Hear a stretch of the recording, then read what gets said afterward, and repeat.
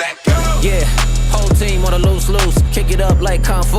Untamed, yeah, cool. Running plays like who knew. Hella fast when I slide through. You would've thought we was in a zoo. Engine roar like a lion do. Dead devil, I'm a damn fool. Switching lanes, hanging out the roof. Tires screech when I bend the corner. All you see is a big poof. Then I'm leaving my initials. Street marks, I'm official. Taking off like a missile. You can hear the wind whistle. Yeah, I don't think they ready. I don't really think they want it. I don't think they ready. Hey, yeah, I don't think they ready. I don't really think they want it. I don't think they ready. Ready, set, go. Go. Go. Go. Ready, set, go. Go. Go. Go. Get ready, set, go. Get into it like pronto. Get hit with a combo. Do it large, real jumbo. So dirty like gumbo. Big money in a two-seater. Hair blowing, you see her. I got her, you need her. Never would I wanna be and I've been grinding all of my life. Now look at my sights. Mile high, I'm fly. Ride till I die. Look how I arrive like the president inside. See the look in their eyes. I don't think they ready. I don't really think they want it. I don't think they ready. Yeah, I don't think they ready. I don't really think they want it. I don't think they ready. Ready, set, go. Ready, set, go. Let's go. Go. On your mark. Go. Yeah. Ready, set, go. Ready, set, go. On your mark. Go. Let's go. Go. Yeah. Ready, set, go. Yeah, and you know I like big coupes. Two-seater with the missing roof. Run the meter to a king bull. I'm the best, got them all mute. Break the bank, talking big loot. Business talk, making big moves. Full tank, no I can't lose. Left them in the dust confused. All I ever did was break rules. Full throttle, I don't like cruise. Guess I got a couple screws loose. Son devil, I'm a damn fool. Ain't no telling what I might do. Taking off like a missile. Street marks, I'm official. Yeah, I don't think they ready. I don't really think they want it. I don't think they ready. Hey, yeah, I don't think they ready. I don't really think they want it. I don't think they ready. Ready, set, go. Ready, set, go. Let's go. Go. On your mark. Go. Yeah. Ready, set, go. Ready, set, go. On your mark. Go. Let's go. Go. Yeah. Ready, set, go. Go. Go. Go. Yeah. Ready, set, go. Go. Go. Go. Yeah. Ready, set, go.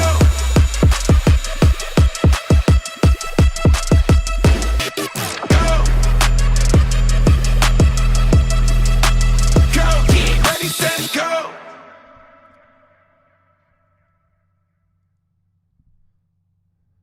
All right. Welcome, ladies and gentlemen, to the Ward Radio Livestream.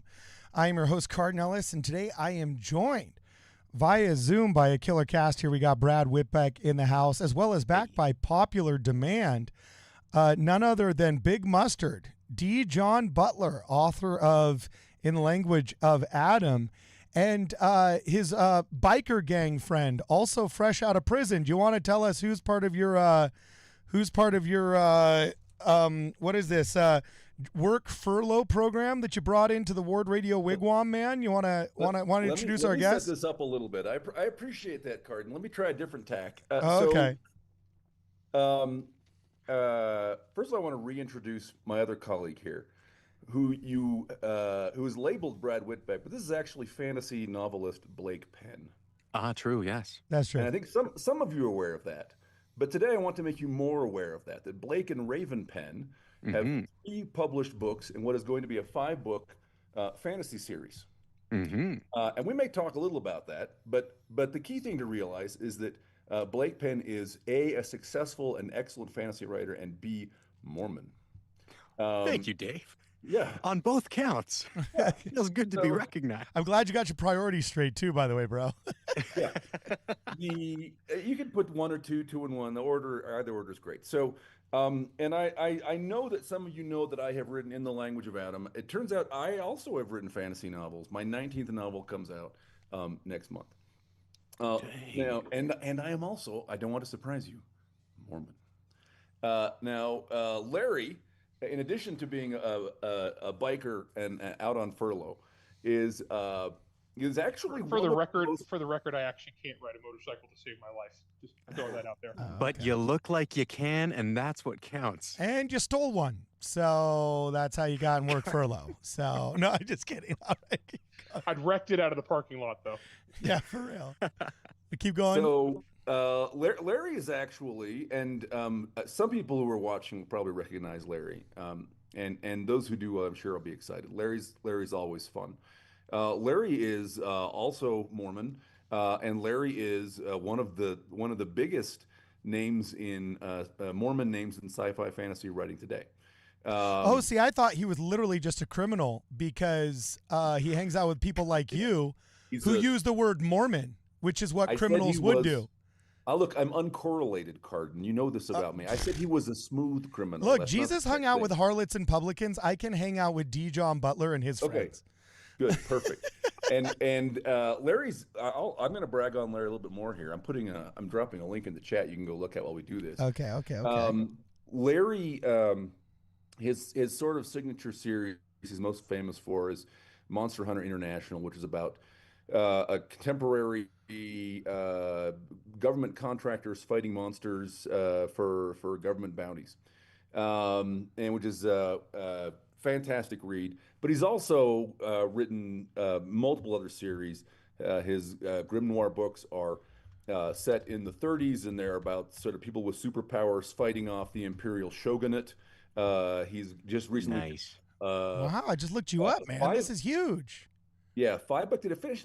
Hold on. Did it end up being 6? It ended up being split into 6. Saga of the Forgotten Warrior. Yeah, 6. Yeah, 6. Saga of the Forgotten Warrior, which is a 6-book epic fantasy series deeply influenced by sort of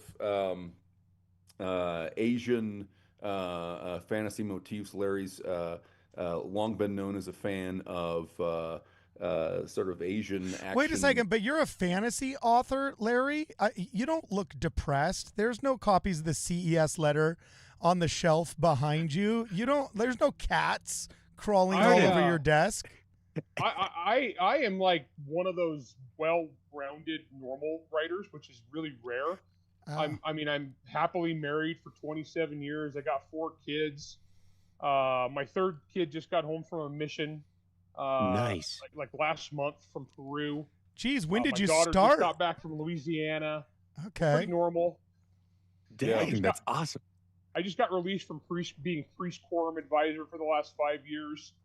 And as far as the people who don't like us, most of them have blocked me on Twitter because they don't really know how to deal with me because I'm a little squarey compared to the guys they're used to dealing with.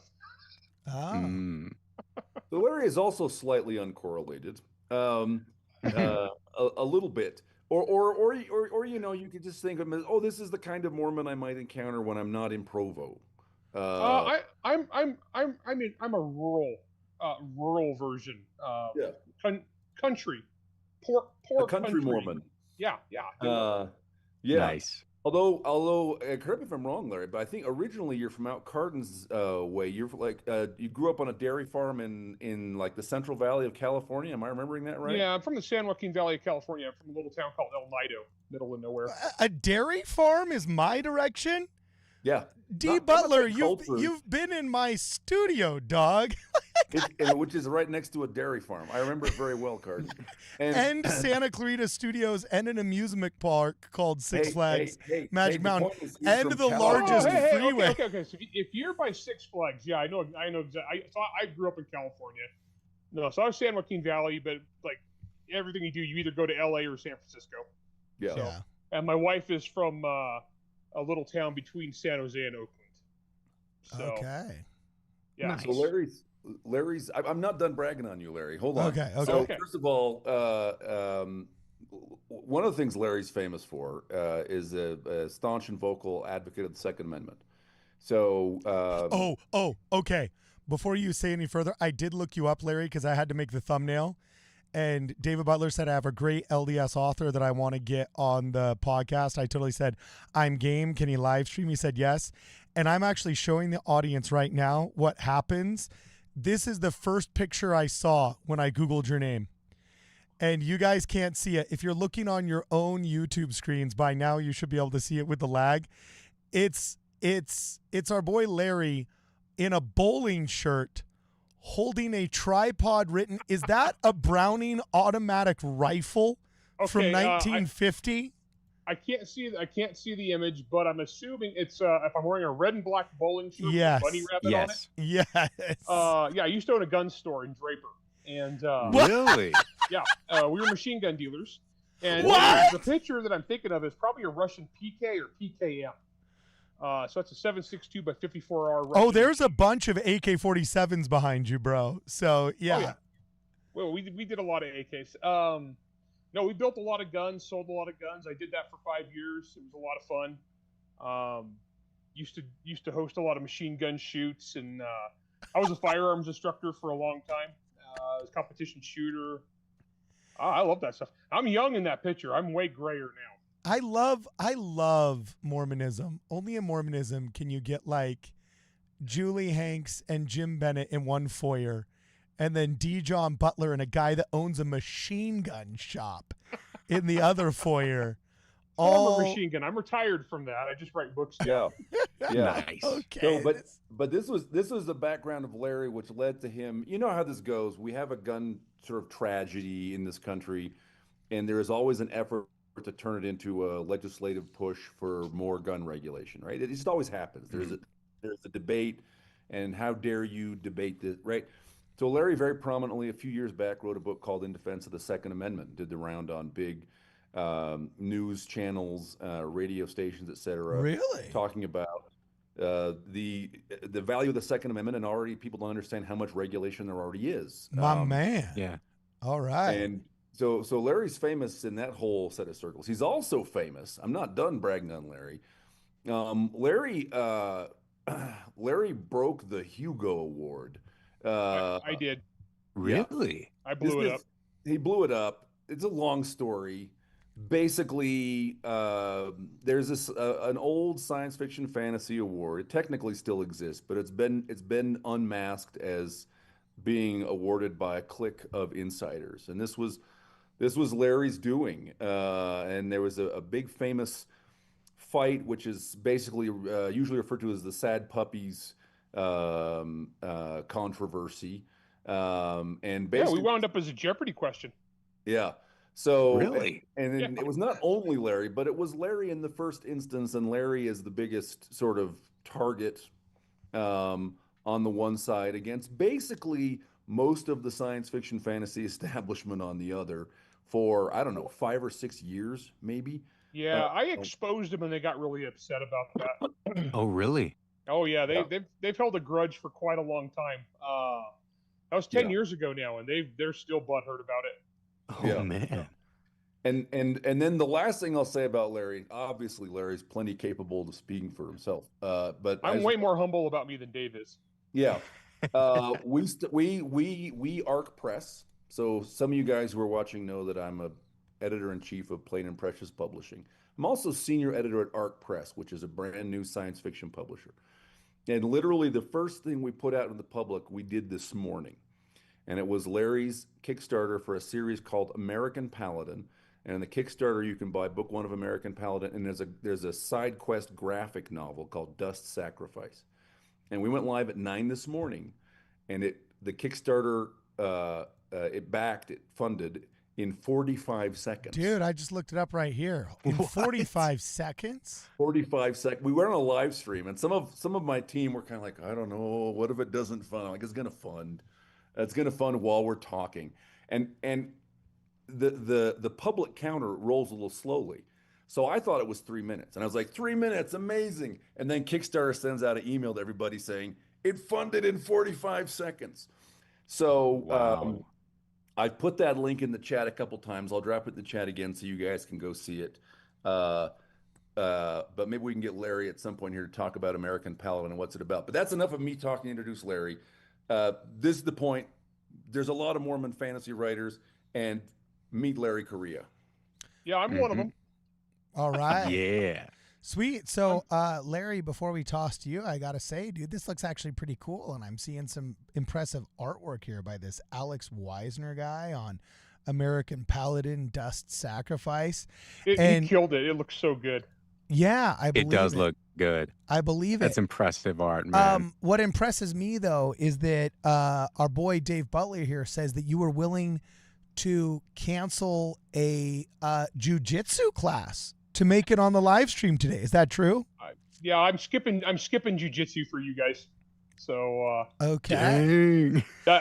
I'm just gonna get hurt that much more when I go back. Yeah. Next week. Well, Yeah, it's tough. It's tough in the prison yard. Once you're back. I'm not good at it, but I enjoy it a lot. Yeah. That's awesome. Would you consider doing an exhibition match with Jacob Hansen or Cade Alvey, who are I don't know also either of those guys, so I have no idea if they like rip my arm off and beat me with it. Yeah. How Cade's tall are pretty you? Small, I will say I'm this. 6'5". You're gonna be fine. You're gonna do great against either of them. I'm a heavyweight. But Nice. I'm not good at jujitsu. I just enjoy it a lot, and it's kind of what I do for fun, and stress relief. But today has just been the roller coaster of the Kickstarter. Now, because the people And then on they the said, I stream, want to come on with you guys, and I was like, I'm just gonna skip class tonight. Okay, cool. Well, Awesome. before we go any farther, I just want to let everybody in the audience know, welcome to the stream. We're letting everybody in here. It always takes a couple of minutes as we're warming up to get everybody in the stream, but I see a lot of familiar faces here. What's up, Robbie, the Y Gods? We, of course, got Steve Diamond, Charlene here, Buddy Cole, and Snagrit in the house. Thanks for hanging out. And I'd like to give a little shout out here to some very generous contributors to the program. We've had a lot of people get us some very much needed equipment off our Amazon wish list. And if you guys would like to help contribute to the program, the Amazon wish list is a very direct way of helping out with equipment we need. Here is some electrical equipment that we needed from one M. Smith. It's a tradition on the show that if you write a message in the message section, we will read it live on air. And M. Smith said, I tried to think of something funny to say, but nothing would come my way. Thank you, M. Smith. You know, Yeah. that was good. Poem. M. Smith has come up with other funny stuff, though. And here's one. We are developing a collectible card game, and somebody hooked us up with a 2-in-1 automatic card shuffler and dealer that's going to be helpful in us doing R&D for that. We're going to have some fun conversations, Larry and Dave Butler and Brad Whitpeck, because the collectible card game that Ward Radio is making about the Book of Mormon has come together pretty awesomely. I didn't even tell you that Larry's like a massive gamer nerd. Oh, is he? Really? I'm a huge gamer nerd. Yeah. Yeah. So Sweet. ours He's is also like a championship-winning miniatures painter. And you guys Really? I am. do. Yeah. Oh, dude, I used to do that with my dad all the time when I was a kid. We had not Warhammer, but do you know the 10mm version with War Master? Mhm. Yeah, Oh, yeah. we would paint those, and it was a lot of fun. okay. I'm a huge nerd. Yeah. No, I paint a lot of minis. I'd flip my camera around, but it's too hard to set up. But I've got like 7,000 painted minis in my office. Oh, dude, Well, actually, I'll give it a shot, but I am actually not exaggerating here. Whoa. Whoa. As you can see, You guys said Painting whoa when you station pulled the over there. camera away from him. more of them. I mean, yeah, no, I have thousands of painted minis in here. Yeah. Wow. And that's some of your that's one of your book covers behind you, right? Isn't that the French version of Warbound? Yeah, that's the French translation of Hard Magic, actually. Hard Magic. Yeah. That's right. Okay. Yeah. John Moses Browning's a character in there. Oh, really? I squeeze this in, like subtly, wherever I can. Nice. He's a gun wizard in that. Oh, that's perfect. I have a scene set in Ogden, Utah, and a scene set in Brigham City. So I squeeze him in when I can. Okay. Nice. Cool. Thank you very much, M. Smith, for the shuffler from the Amazon wish list. He also continued to say, when doctrine and Uno collide and house rules are cast aside, this shuffler shall spin till the loudest will win, and repentance is shuffled inside. Okay, that one was a little bit better. That was a little bit better. That was a limerick. Hold on, I- try that again. I think you were not reading it right. It's a limerick when doctrine, Use an Irish accent. It'll make it apparent. and like a heavier beat. Da-da-da-da-da-da-da.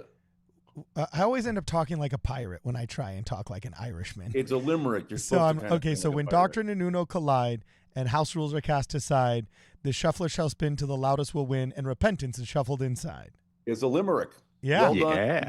What's the name? M something. M. Smith. Yeah, M. Smith is very generous. They've gotten us about 7 or 8 things on our Amazon wish list that have come in very clutch and key moments. Same with Pizza Doctors hooked us up as well. There's been a lot of very generous people, and I'm very grateful for it. So anyway, if you guys have any super chats or any questions you have for Larry Correia, any complaints? I was just going to say that Irish accent for a second. I thought I was listening to Conor McGregor. It was perfect. I mean, it was just spot on. It was, and seductive. I wanted to actually say, because I don't know if Larry caught this, there is a Steve Diamond that is a fan of this channel. It's not the Steve Diamond that you have written books with. Oh, okay. I thought it was my Steve Diamond. It was my best, my best friend, this guy I've written books with. He's a great dude. But what I just learned right now is he actually had a super chat, and he said, my brother and dad love Monster Hunter International. So I think it's a different Steve Diamond, but he knows who you are, and I don't know if he's read your book with Steve. Well, for this Steve Diamond, there's an author named Steve Diamond, a novelist named Steve Diamond, good friend of mine, great writer, and we host the Writer Dojo podcast together. Look, at this point, Steve Diamond has given us so many super chats. I will give you $100 to include Temple Rocks as some kind of MacGuffin or character or side note in your next novel, because every episode, this brother, he actually collected rocks from the foundation of the Philadelphia Temple and has offered to give them to us once we go out there to Pennsylvania, but we just haven't had an excuse work out to go to Pennsylvania to get him yet. But he's the most generous guy, and he always super chats us. Like, whatever I got to do to get Temple Rocks in one of your books, I will do. So, and that's actually part of his super chat. He says, my brother and dad loved Monster Hunter International, and if only we had more Temple Rocks to give out. Larry deserves one. I appreciate He also just said he's a writer. Yeah, he's saying he's a writer as well. I asked him to tell us what he's written so we can find out. We're growing this group of members of the Church of Jesus Christ of Latter-day Saints who are also authors. Not just Brandon Sanderson. We have a disproportionate number of us. I've been doing this for 15 years. 17 years. I've been doing this for 17 years. And I've known, 100 of us, probably. We have a preponderance. Just no shortage. Mm-hmm. And some of us are more open about it in public than others. Mm-hmm. I wear it on my sleeve. In fact, the church would probably appreciate it if I stopped telling everybody, because I. Well, so I got a question for you then. Can I just start asking question, guys? Are you done gushing over Larry and doing all that? Okay, cool. So what's it like being a member of the Church of Jesus Christ of Latter-day Saints while pursuing a career in the arts, namely fantasy authoring? Because, there's a lot of people that act like you have to throw your covenants and you have to throw your faith out the door the second you show up. Other people say this has done nothing but completely instill me with a desire to be even more artistic. What's it like being a member in the industry? Just, paint the picture for us, man. For me, I've kind of always been an outsider to the industry, so I never really had that peer pressure thing that you see so many members run into when they go into the arts. And it's not just writers; you see it with musicians, you see it with actors, and I've met a lot of these guys across a lot of different industries. What happens is they get a little famous, they get into Hollywood or they get into Manhattan publishing.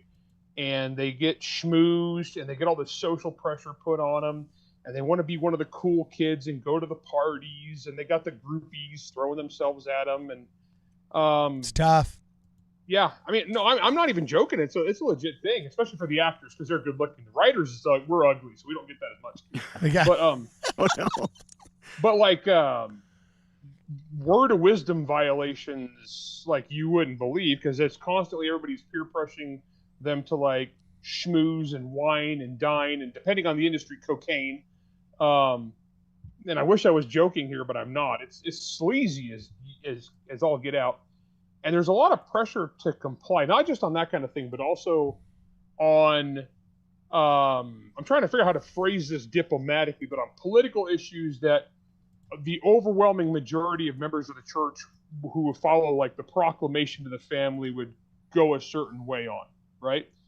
Hollywood and Manhattan go the opposite direction, and so they put all this pressure on people who are members and creatives to like toe the line, and a lot of them do, and they will put their beliefs kind of behind them to not rock the boat.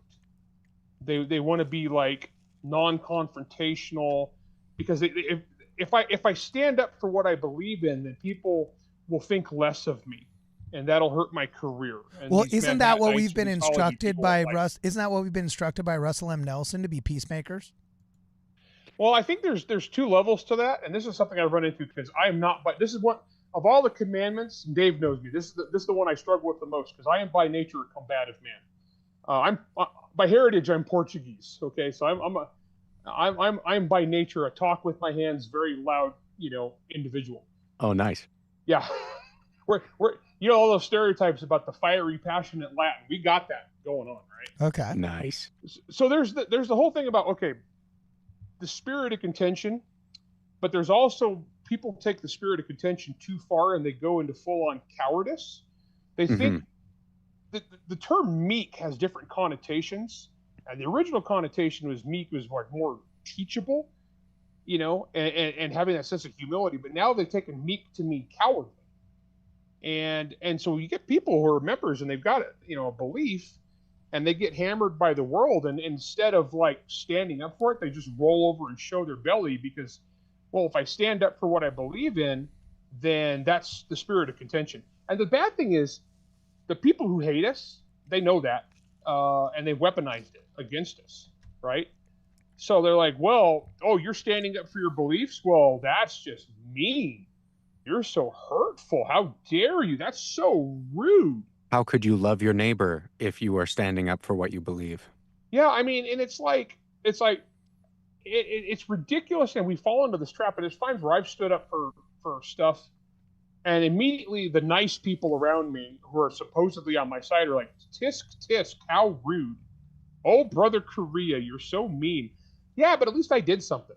I didn't do it right, and I didn't do it good, but at least I showed up. That's a lot of tried. what Ward Radio has been. Is, Oh, good. Hey, My at least wife we're listens trying. to you guys. She said we'd get along, and she said just don't swear. I was like, yes, dear, I'll try. Nice. My goal is to provoke Larry into cussing. That's what I hope to get out of today. That's funny. What? That's funny. I want to comment a little bit. It's so interesting because Wait. Before you comment, D. John, I just realized something. Your wife watches, but you don't. Usually it's the guy that watches and the wife doesn't. Your wife watches our show? Yeah, she told me that today. So she didn't know. She said, "What are you doing tonight? You skipping class?" And I was like, "Yeah, Dave got me going on a live stream." And she's like, "Well, which one?" Because she thought it was going to be another book thing. And Yeah. I said, "It's actually a church thing. It's Ward Radio." And she goes, "Oh!" And then she sat down and she was all excited and she started telling me stuff. And she's like, "Okay." This, Oh, sweet. We're telling you stuff. What did she say? I'm intrigued. Oh, no. So this is what I say. Okay. So like I said, I spent the last 5 years as a priest quorum advisor.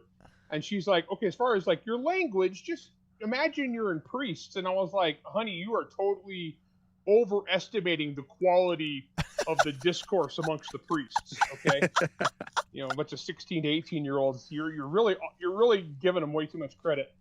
And she said, well, these guys will stand up and fight. And she's like, they will be confrontational and like stand up for us.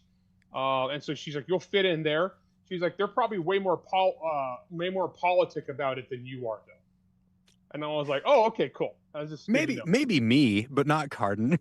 Okay, good. I've gotten blocked by most of the Exmo, Progmo, really angry types on Twitter. I've been blocked by most of them because they're used to provoking us and picking fights with us. But then I respond, and I'm just a jerk, man. I have fun with it. Like, I grew up on a dairy farm. I have no patience.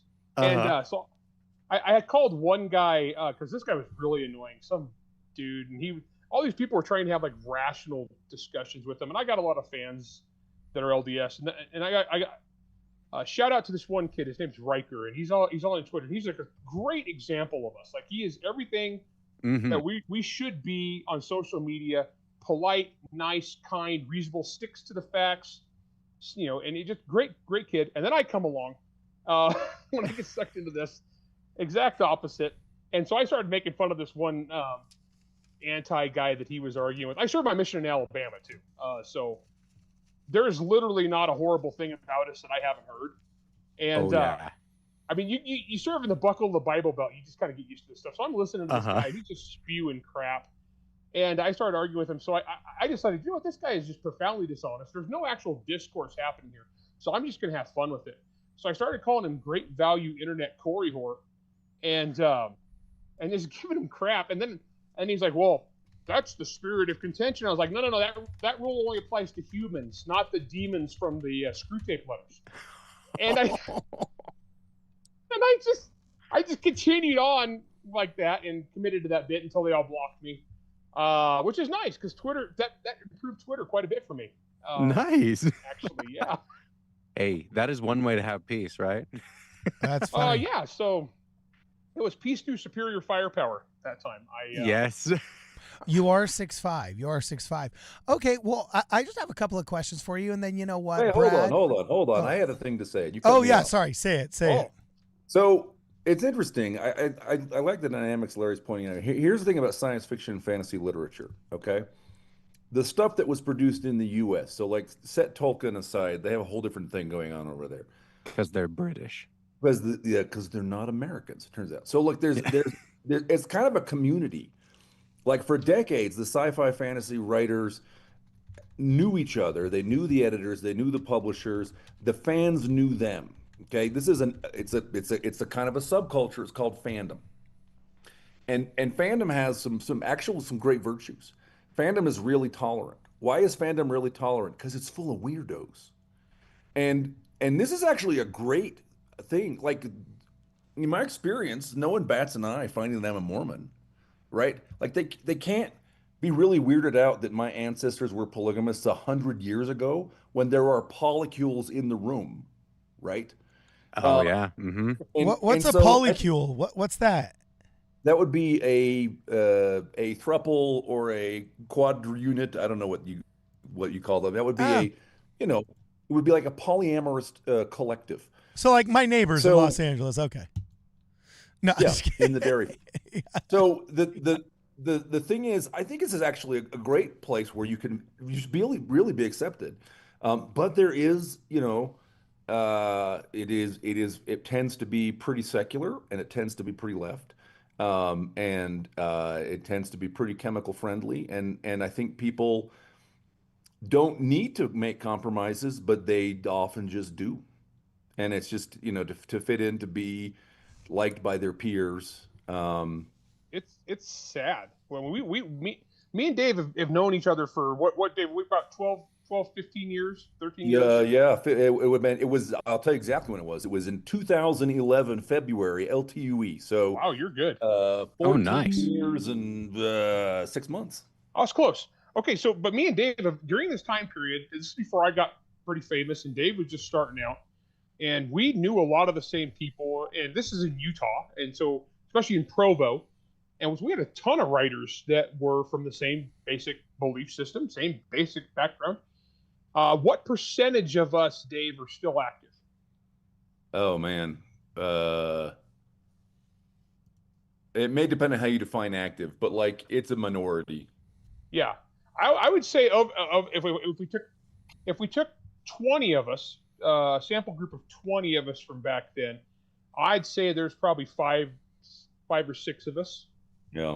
Oh wow. That have remained faithful, and like everybody else is out protesting. Why don't we have more transsexual apostles? Or whatever the cause of the day may be. And honestly, and a lot of it was just that kind of go along to get along. Because the publishing industry is a section of the great and spacious building, is Manhattan Publishing, and they're sitting there and they will like coax you into the darkness, okay, and it's just little things, and then people just start, oh, you guys believe that? Oh, you guys believe? Ooh, that's gross. That's so weird. And then they start apologizing. Well, I'm not like that. I love everyone, no matter what they do, and then it goes from that to rather than just like, recognizing someone's doing something that's against the commandments we believe in it's not good enough to be like, well, they believe different than me and that's fine. You have to cheerlead it. And it's a difference between tolerance and cheerleading. And I saw so many of these writers they had to cheerlead stuff that was just like completely against everything, completely against the plan of salvation. And they had to just like go right dead set against it to go along and get along. And when they went, and it was funny because Dave will probably think of some of the same people, not naming any names, but I used to joke there was a 2 year countdown.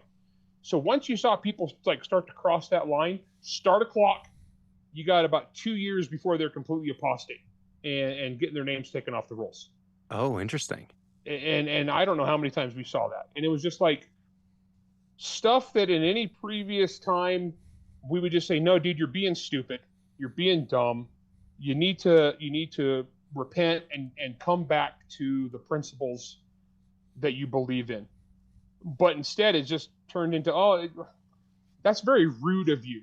And we need to accept everything, no matter how wrong it is. And if you don't cheerlead it, you're a terrible person. And it's just sad. And we saw that with a lot of Utah writers. And unnecessary. I think that people and other writers and other people in fandom or associated with the scene, even if they're not in fandom classically understood, are more tolerant than we'd assume, maybe, right? Like my experience, I've never hidden that I'm Mormon. I tell people I'm Mormon, you know.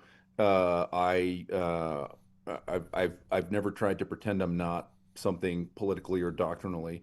And like some of the result is that multiple times when some woman at a convention felt like she was being harassed and needed a safe place, she'd come to me, right? Or when some indie writer was getting ripped off and needed help figuring out how to get paid by the bookstore owner, they'd come talk to me because they look like this is a guy who will, who's not going to abuse me, who will, help me out. And I 100% think that part of that is because they're like, well, Dave's a Mormon, right?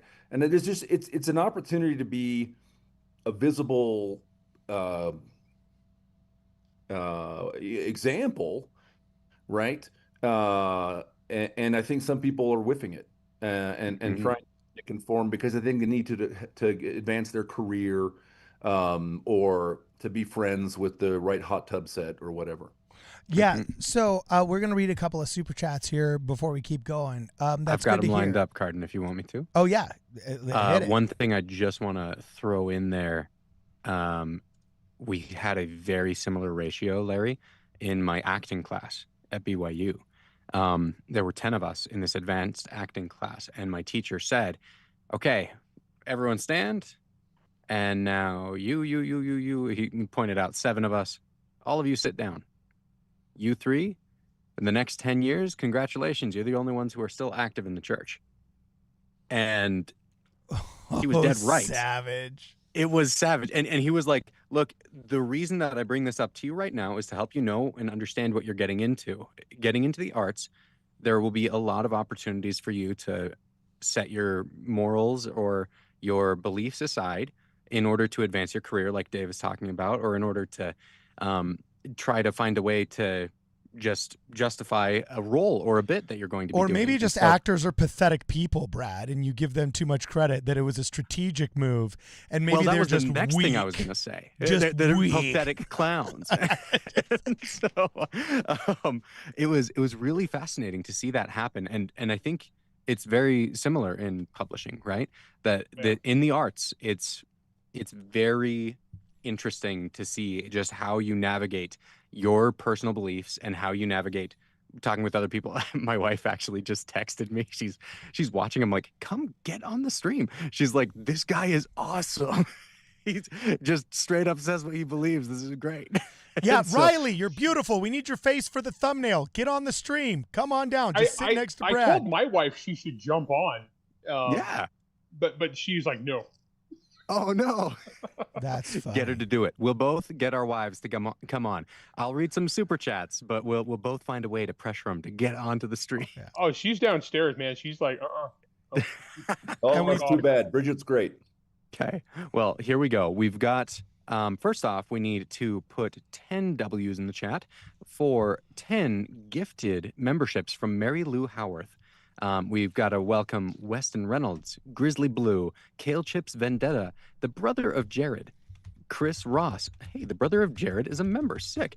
Latter-day Lioness, Craig Nelson, Finn the Human, Devin21, and Kylie Malkus. Welcome to the Ward Radio Warship. It is a pleasure having you here with us. Now, we've got Stephen Diamond. He says, hey, Brad, I got my dad to listen to book 1, and he loves it. We're listening to book 2 now. I'll try to get my brother-in-law to listen to the books. So he's talking about my book, Dragon Thief, that my wife and I wrote. This is more of a YA epic fantasy. We are having a blast with those. So any Your wife, Raven. nerds. What? Your wife, Raven. Yes. Blake and Raven Penn. Those are our pen names. And so, yeah, any of you. Yeah, but who owns your fantasy website? nerds- Oh yeah, Carden bought our website out from under us. He bought the On the name middle of in the our middle of a author live names. stream. He said, like, in the middle of the live stream, he literally just said, yeah, it's for Blake and Raven Penn. He's like, oh yeah. And I was like, so what's your website? And he was like, oh, we don't have one yet. I was like, I ran to GoDaddy. I literally ran to GoDaddy. And I was like, I looked it up. It was available and I bought it right there. And I said, you are welcome, Brad. You are welcome, my man. Mhm. So It's good of him. Anyway, Now keep he We'll going. hold those hostages. Yeah. Those hostages. Yeah, for real. Yes. Next super chat, bro. Ooh, this one's cool.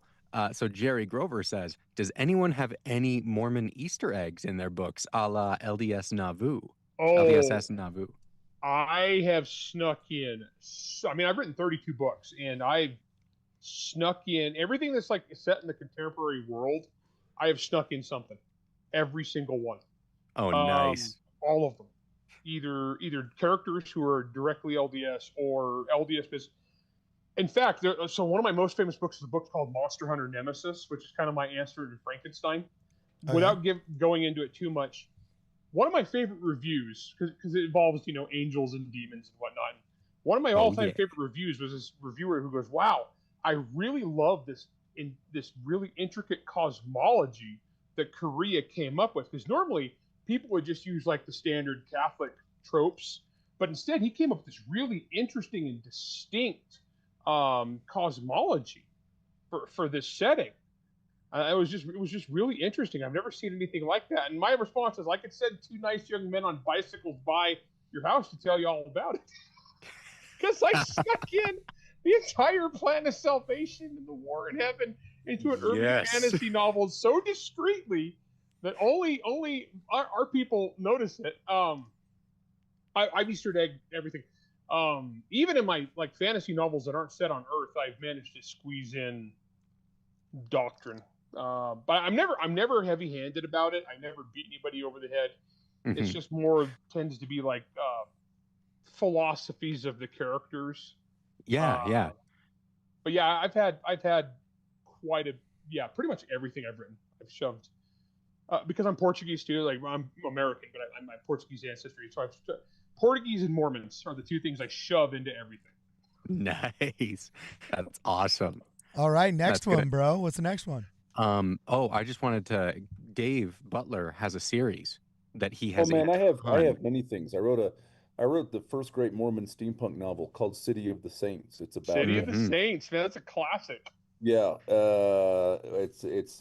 it's secret agents, Samuel Clemens and Edgar Allan Poe and Richard Burton battle for control of the ray guns and airships of the Kingdom of Deseret just on the eve of the American Civil War.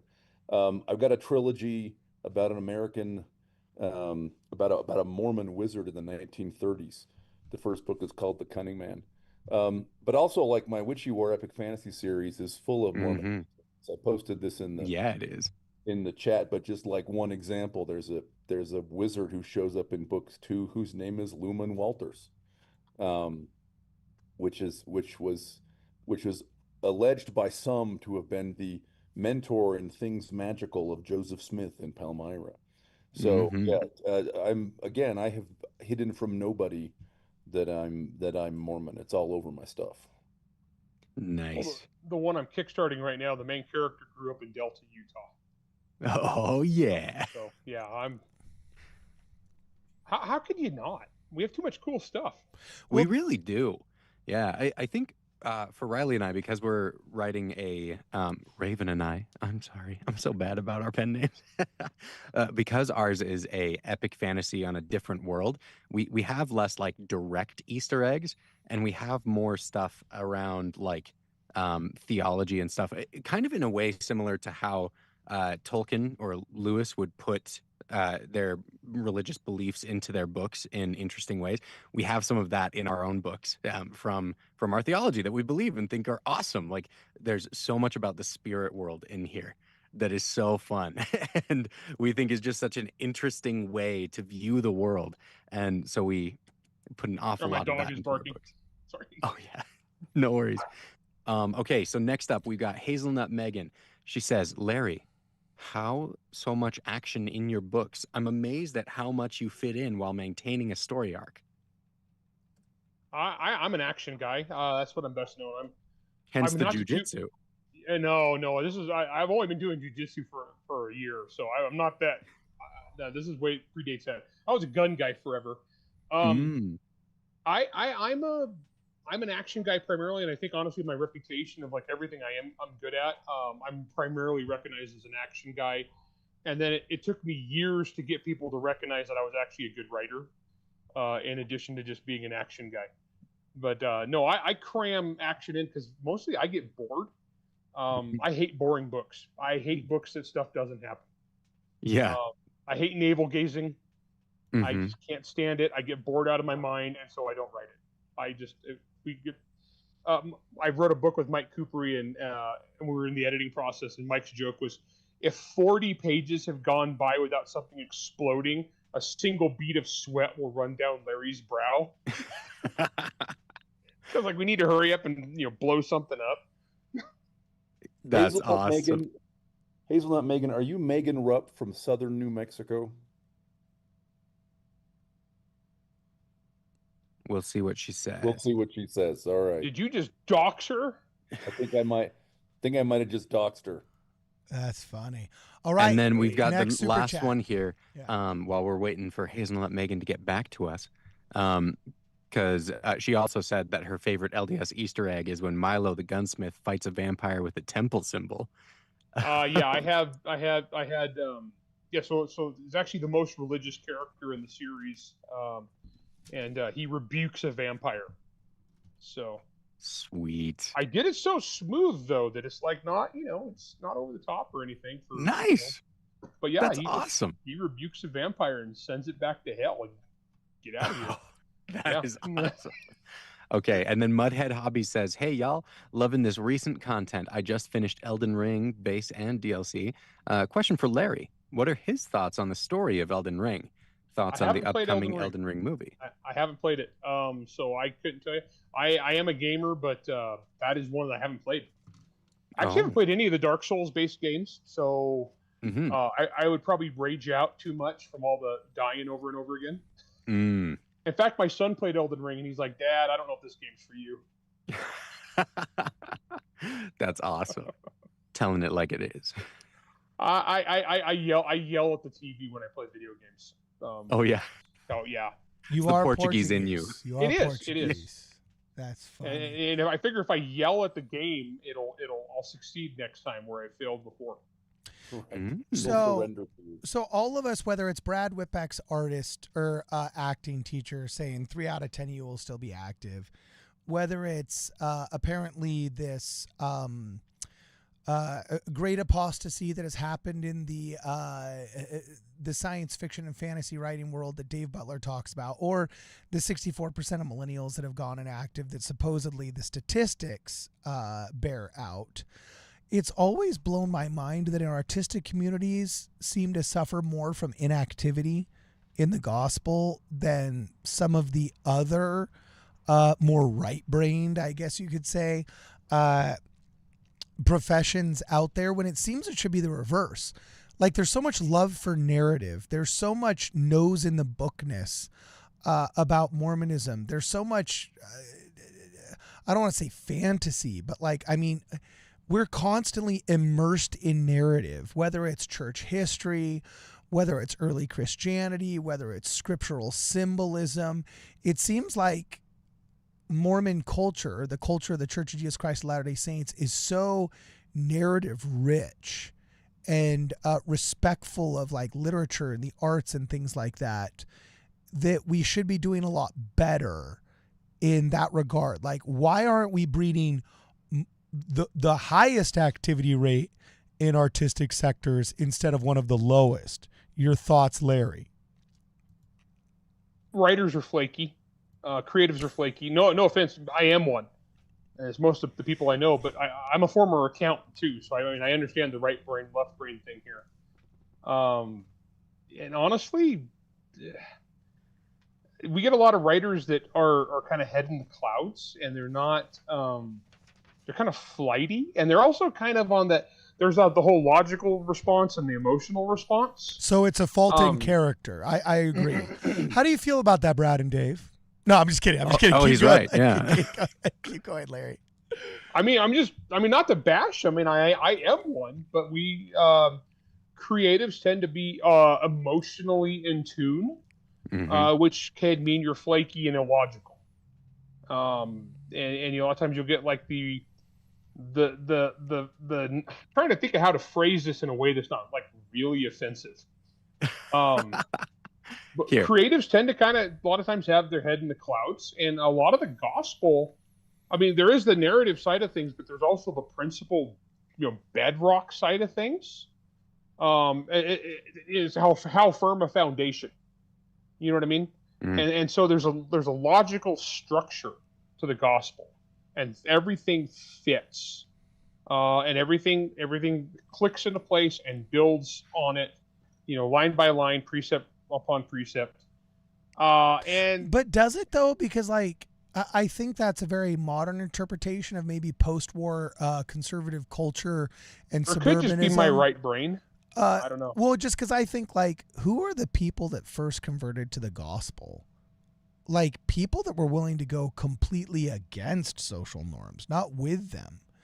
Like, oh, when I say logical precepts, when I say it like that, I'm not saying as a conservative or progressive kind of thing. Plus, the words conservative and progressive are kind of tainted nowadays because we're going to look at it in a 2025 perspective, not an 1830 perspective. Because Joseph Smith was progressive for his day. Yes, absolutely. For his era. But like, if we had a progressive prophet now, the church would explode into flame and crumble. But don't we kind of though? I mean, he told everybody to get the vax, and when the world is burning down in North America from wokeism, no, when the world is burning down from wokeism, he never did a real big fiery discourse that could be considered. No, he had Dallin H. Oaks for that. Well, ish, but Dallin H. Oaks wimped out plenty of times, and he ends up doing what peacemaking. Dallin H. Oaks. There's no wimp in Dallin H. Oaks. I think God Himself says, Dallin, brother Oaks, you need to chill a little. So if Dallin H. Oaks is ever like, chill in a conference talk, it's because an angel appeared to him directly in front of the teleprompter and said. And one thing I think has been happening is, honestly, I think our prophet, President Nelson, operates like a surgeon. And he goes directly to the core of the issue. And he has been talking a lot about how the core of our identity needs to be, first and foremost, that we are children of God. And I think so much begins to fall into place when you have that at the center of what you believe. And that's why I think he is pushing for that more than anything almost more than anything. The only thing beating that is being a peacemaker, which, as Larry mentioned earlier, I don't think requires us to be pushovers. I don't think it requires us to just be put our heads in the sand and pretend nothing's happening. And but every conference, every conference at that talk, because every conference has the peacemaker talk. Yeah. As soon as that talk starts, whoever's giving it, all my kids turn and look at me. They all look at me and stare at me during the whole, like, yeah. That's That's Because awesome. that's the one conference talk that I get admonished every time. No, I was gonna say, okay, so like on the vaccine thing, one thing you got to look at, the way I look at it, because that pisses me off, like on a deep personal level. Because I'm once again, confrontational guy. I hate being Yeah. told what to do. The part that I have to like calm myself down is I'm an American, but we're global. You know, Yeah. they're not just talking to us, and that's one thing. Another thing too, with the world burning down with wokeism, I called this about 2 years ago. I wrote a paper, or wrote a blog post about how we'd hit peak woke, and it was really about the time. It was because of COVID. Parents started paying attention to schools and the stuff that the schools were showing to the kids, and all the parents were like, "What the crap is this?" And they blew up about it, and the system pushed back and attacked the parents. And if you guys remember, this was a big controversy, and I remember watching it, and I've been fighting the battle against woke for 10 years, because that was the whole sad puppies thing. That's where it started. Especially against the artistic community was really, really woke. And I started fighting this years ago, and I was kind of alone. But when that whole parent thing happened after COVID, I called it. I said, this is peak woke. America has hit peak woke, as in we're not done with it. But at that point, this far, no further. This is as far as woke will ever get. And it's it's been spot on, because they pushed as hard as they could, but they drove so many people so nuts.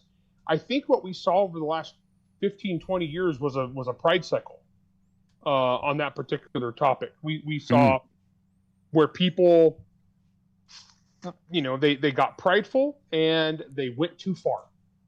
And the whole meme about, you know, strong men create good times create weak men, you know, so on. That's just a pride cycle. It's the same thing. Yeah, exactly. And that was woke created bad times. It was weak people created bad times. And I think, honestly, with America burning down for 2 years out of just blatant stupidity, I think that was us reaping what we sowed.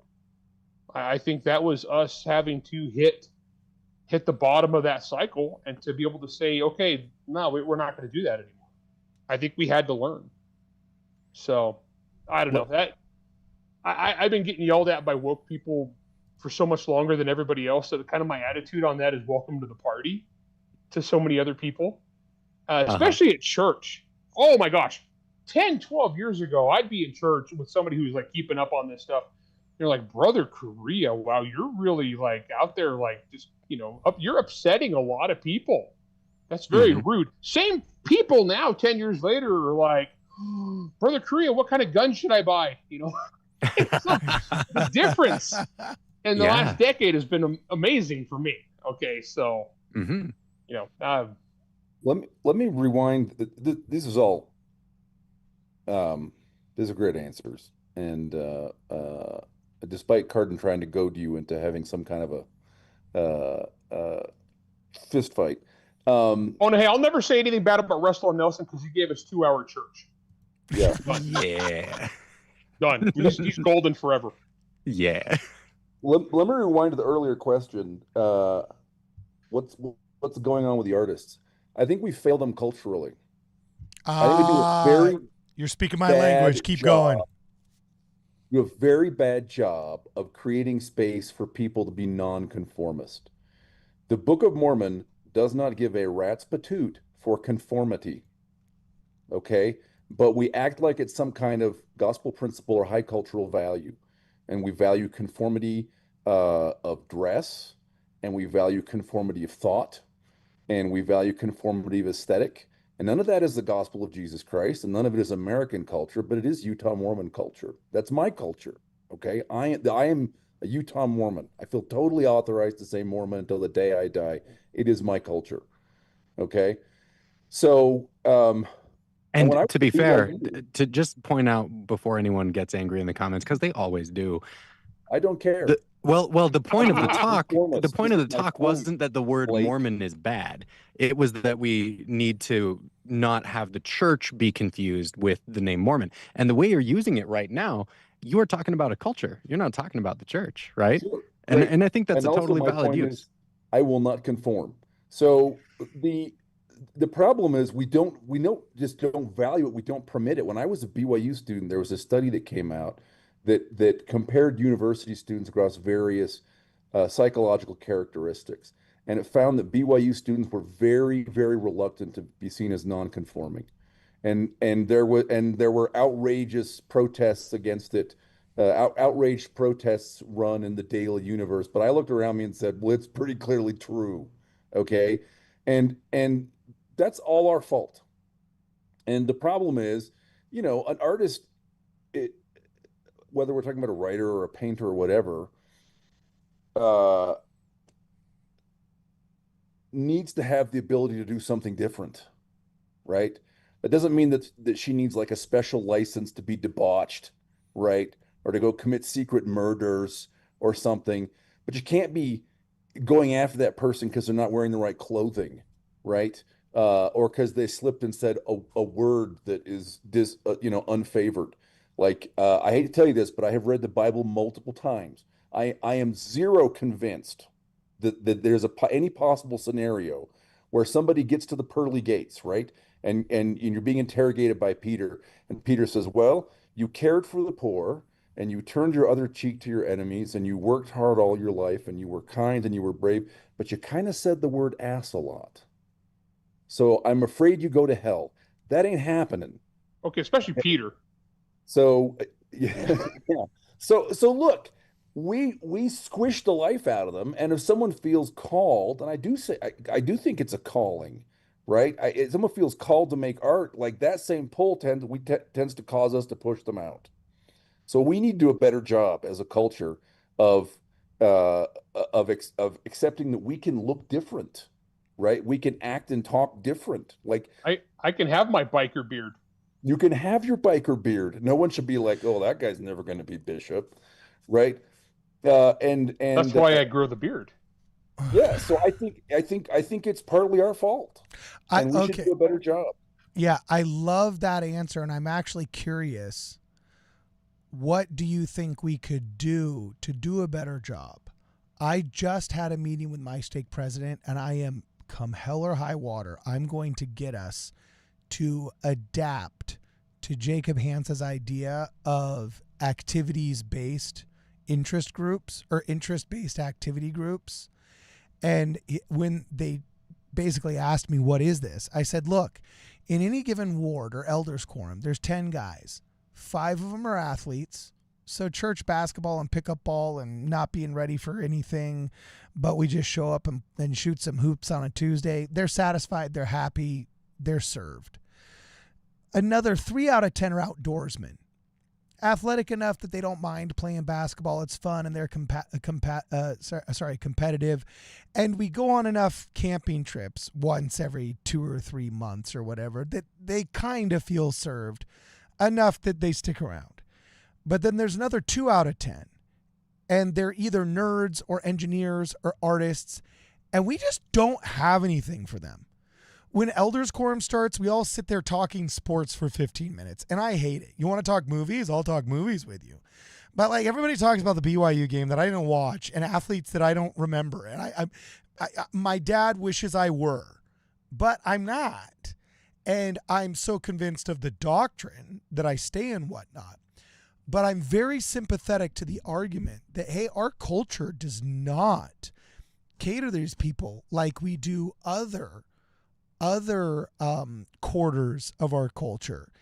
And so like when I suggested activities-based interest groups, I said, why don't we have a surf club and a scuba club for like the outdoor guys? We live in Southern California. But also, why isn't there a painters group or an artist group where you like learn a new type of art you didn't know existed every 6 months and then try it out with all the other artist friends you have in the stake? And I don't know, that was just my idea. How do you think culturally that we could do a better job of telling artists like, hey, this is a God-given talent, your place is here, flourish? What could we do? I'm going to come at a little bit different angle because, like I said, I just got released after 5 years in priests. And priests are like I said, so I had jocks, I had nerds. Where I live, I had cowboys. I had the hunter kids. We had the one theater kid And he was in a group full of cowboys, and but yeah, there's people are different and different. They're into different things, and we tried really hard to actually like kind of include everybody. So like we would drag all the jocks to the theater to watch the one theater kid. I taught them all to shoot. Didn't matter what they were into. You got, I think that's where they put me in, is I have my own shooting range at my house. I don't know. I think it's you gotta kind of have that, because like an Elders Quorum I've never really fit in. In fact, my ward's doing our shooting activity on Thursday, so my wife's like, "You have to go. This is the one thing that you're into." And I was like, "Honey, I just wind up playing safety officer the whole time." And she's like, "Doesn't matter. You got to go. That's the one thing. And plus, you get to establish dominance over everyone else." And I was like, "Yes."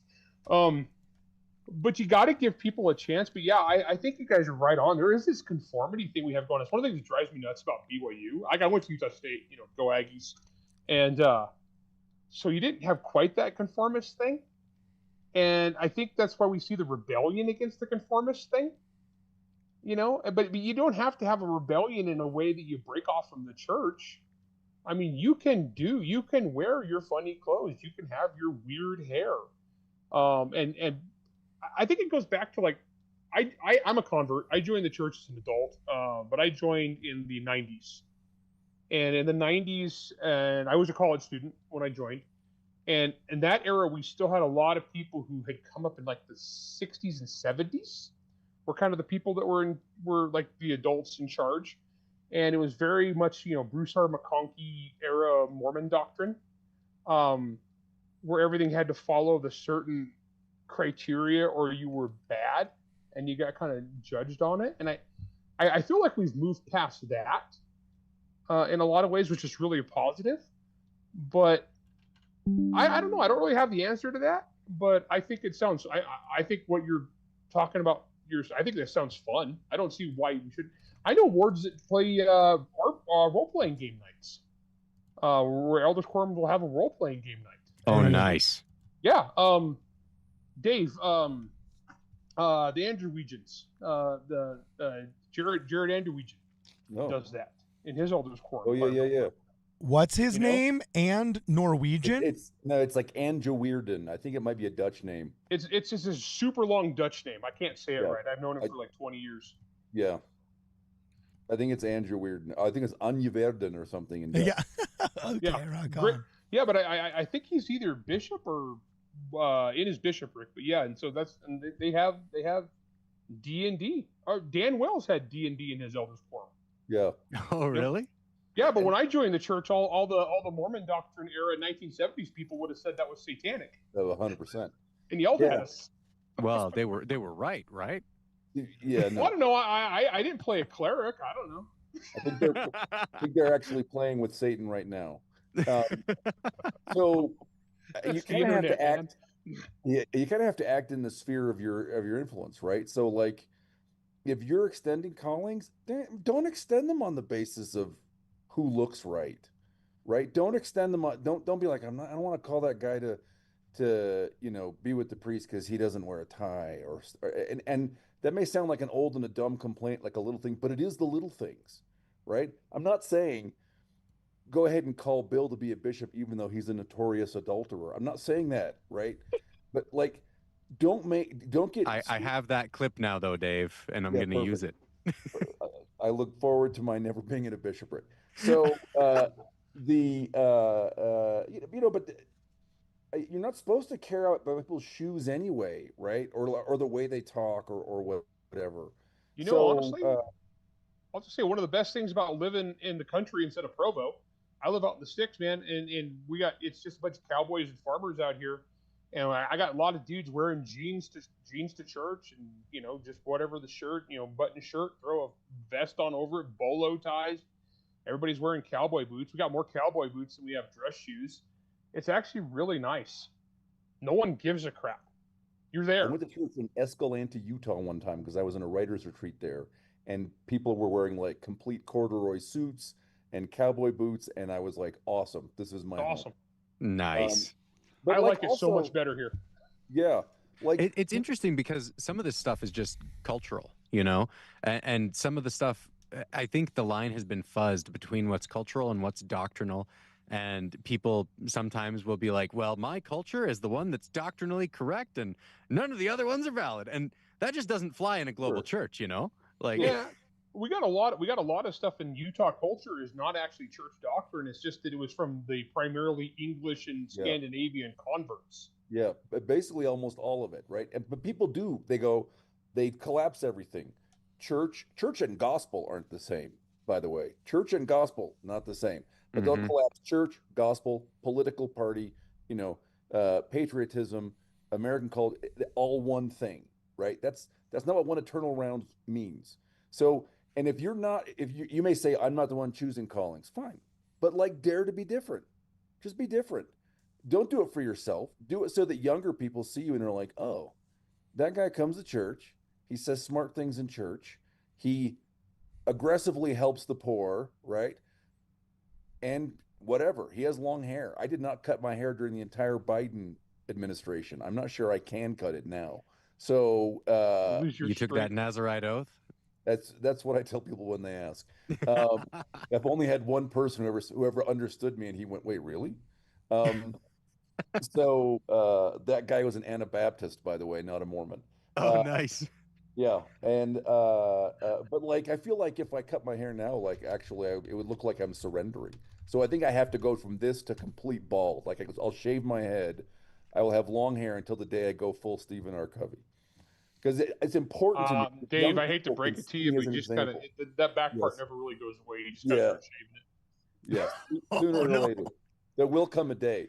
But there's not. I don't think there's going to be a short-haired Dave ever. Because I started going bald on my mission, man. I don't know. I got nothing. Yeah.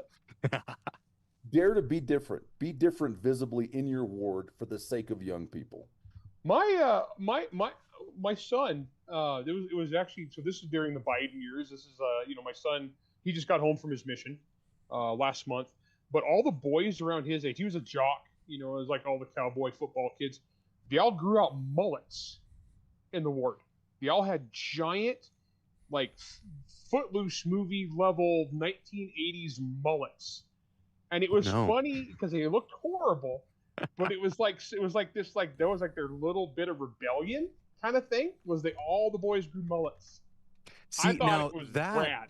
That is one of the geniuses of this, though. One thing that I will point out is when growing a mullet is your form of rebellion, that saves you an awful lot of heartache later in life. You might have some funny looking pictures, but hey, what else were you not doing? It's cheaper than fixing the neck tattoo that makes you sure you can't get a job. That's just a plain bad idea at that point, though. Like, there's daring to be different, and then there's a mullet. Dude, I wish I could show you guys a picture. Because he looks like a 6'6" Pedro Pascal is what he looks like. Oh, nice. And he's buff too, but he had this mullet that was like this tall. It was glorious. My wife's gonna kill me when she listens to this because my wife hated the mullet. She's right. She's right. I don't care how glorious it was. That was a bad idea. It's like mustaches now. Like it's never gonna be a good idea for like a 20-year-old kid to just be like, "Hi, I'm so cool now." He hasn't shaved since he's got home from Peru. It will be fine. Young men, ignore Raven. She is trying to mock you into conformity. I'm the female voice here. You should not ignore it. 100% we should ignore you. Look, the great thing about a mullet rebellion or a 17-year-old mustache rebellion is it's not a rebellion against God. Because God less about you that. must rebel, fine, if you must, but you should at least know you look ridiculous. Like, I've gotten rid of guys' mustaches by looking at them like this.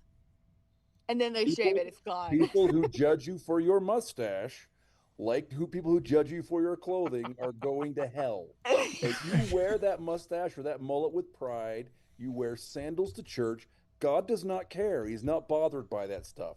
Amulek had a mullet. It's well known. Oh yeah, that is in the original 1830s version of the Book of Mormon, right? Yeah. Correct. Amulek had a glorious mullet. Oh gosh. with a rat tail braid. Don't make me picture that. I like Amulek. No. That's funny. It was a good looking mullet.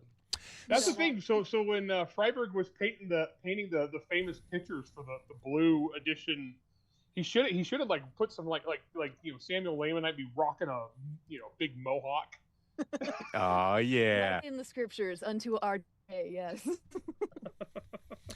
So And he- look, Beautiful. this is like the dumb stuff, right? But the problem is, if you go into a congregation and everybody is towing the line on everything, and it's on these little dumb things that manifestly do not matter, like people don't feel like they can have an unusual vision or they can express a distinct aesthetic, and we need to make room for people. It's a fun, we should valorize the artist's pursuit. We should take people like Raven and Blake Penn, and we should say, look, to create art is a spiritual act, and this is beautiful, and we should celebrate it. And we shouldn't do anything that discourages that. I think art, this is to circle back around. What all of this is about is I think we bear some of the blame for that, yeah. for losing our artists. Well, and how do we valorize it though? I love that term. Brad, I heard you about to interject. Say what you want to say. And then I want you guys to know, I want to ask the whole group here, how do we valorize that? Because part of one of the biggest reasons, Brad, why did I start Ward Radio originally? What was one of my number one top 3 reasons? Spite. Yes. Vanity. Spite and vanity. Yes. No, but I said there's no place where Mormon artists can come to show off their work unless you get commissioned. Like if you're a sculptor, you might look out and get 1 or 2 commissions by the church in your lifetime in some temple that gets built near you or some CES facility gets built. But other than that, you're relinquished to just the secular artistic sculpture community, and a good luck navigating those waters. Like maybe if you're in Utah, there might be some like super woke and annoying anti-Mormon Utah gallery you might be able to put some sculptures in and whatnot. But we haven't done a really good job. We've done a great job of creating a pipeline for accountants. There's an entire Marriott School of Business that's dedicated to getting accountants to succeed, and it's streamlined. They network well with each other.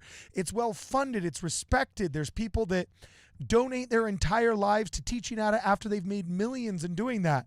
Not so with the BYU Film School. Well, You know? I think one thing that I think we need to do is take more seriously a talk given by Spencer W. Kimball called A Gospel Vision of the Arts. This is one of my favorite talks ever, and I think everyone should read it. The Gospel Vision for the Arts talks about how, like Dave was mentioning earlier, how beautiful of a process creativity is, and how becoming like God requires us to be creative. And we're going to be expressing that in different ways. Whether people are actors, people are writers, people are whatever you are, Cardin. I'm just kidding. But there's this thing that the Spirit can help amplify your Brad brought efforts. his wife. Yeah! Woohoo! Oh. Hey, we got her for a second. Full house. But the thing that I think is key, I think for us as artists, because I never want to externalize my locus of control. I don't care what other people think. I don't care what other people say. I don't care what other people do. I'm going to do what I think and know is right.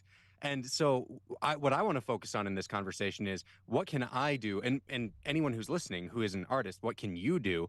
I think what we can do is make the Holy Ghost a co-creator with us. Let the Spirit influence us. Ask for God's guidance. The scriptures talk about praying over your fields, right? And for artists, that can mean praying to have the Spirit there with you as you're writing, praying to have the Spirit there with you to amplify your talents as you're studying to do another scene in your acting. I think God wants to magnify the talents that He's given us. And so that's what I would say artists need to do, is really lean into Heavenly Father's ability to bless us. I have a buddy who was a model in New York, who part of the way that he made sure he was doing this, he read a chapter of the Book of Mormon every single day, very religiously, knowing that if he kept that up, he would be blessed by the Lord to be able to be a better model. And it worked.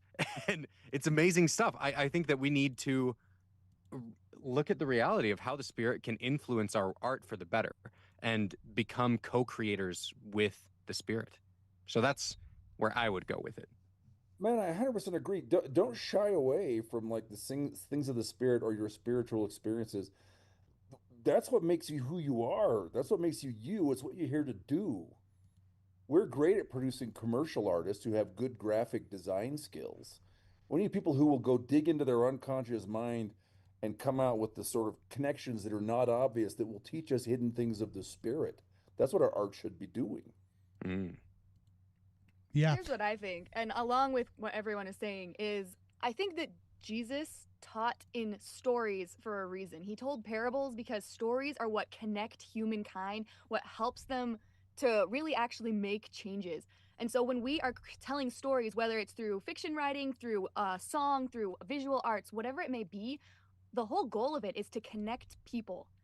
And God is the most ultimate vessel thing, that the whole point of what we're trying to connect. And that's I don't want to get into AI, but that's why I hate AI, is because it removes the connection aspect from art. And I think that art is such an opportunity to connect humankind as children of God above all else. Whether it's intentional or not, the best pieces of art are the ones that connect to a truth, and that is a God-given truth. So whether it's a secular piece of art or it's someone who's a Mormon or whatever it may be, when you're telling truth in your stories, that is when they are impactful. That's when they last, and that's when they're most meaningful. So the spirit, etc. Awesome. Yes. Yeah, hallelujah. Rock on. I feel you. I feel you. So, I'm liking this. Is there something specific you think Ward Radio could do? Like, you guys were all young writers once upon a time. Brad's still young. I appreciate that. David John Butler is over the hill. Larry's somewhere in between. I just turned 50 last week. I'm going to die any minute now. Okay, never Oh, mind. dude, you're looking good for 50. No, you're in the AARP almost. So Look at his beard. He's no, I'm looking totally awesome. just kidding. I'm totally It's kidding. an epic beard. Yeah. The what's something you think maybe even an organization as small as Ward Radio could do to just like really, like you say, valorize art? Because this is what I've always said.